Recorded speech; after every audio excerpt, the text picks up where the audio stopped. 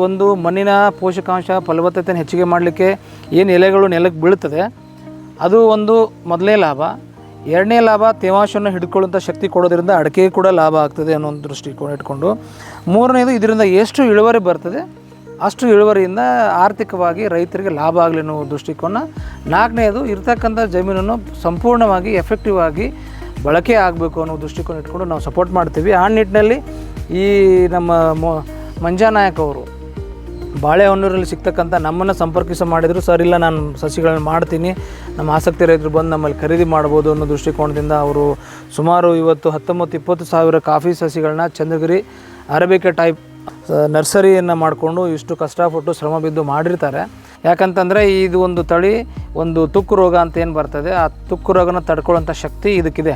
ಮತ್ತು ಬರ ಸಹಿಷ್ಣುತೆ ಕೂಡ ಇದಕ್ಕಿರೋದ್ರಿಂದ ಕಡಿಮೆ ಮಳೆ ಬಂದಾಗ ಕೂಡ ಅದರಲ್ಲಿ ಇರತಕ್ಕಂಥ ಎಲೆಗಳು ಮೈಕ್ರೋ ಕ್ಲೈಮೇಟನ್ನು ಕ್ರಿಯೇಟ್ ಮಾಡಿಕೊಂಡು ಕೆಳಗಡೆ ಮಣ್ಣಿನಲ್ಲಿ ತೇವಾಂಶವನ್ನು ಕಾಪಾಡಿಕೊಳ್ಳೋ ನಿಟ್ಟಿನಲ್ಲಿ ಇದು ಭಾಳ ಸೂಟೇಬಲ್ ಆಗಿದೆ. ಎಲ್ಲರೂ ಬೆಳೆದು ಪ್ರಯತ್ನ ಮಾಡೋಣ, ಯಶಸ್ವಿ ಆಗೋಣ ಅಂತ ಹೇಳ್ತಿದ್ದೀನಿ.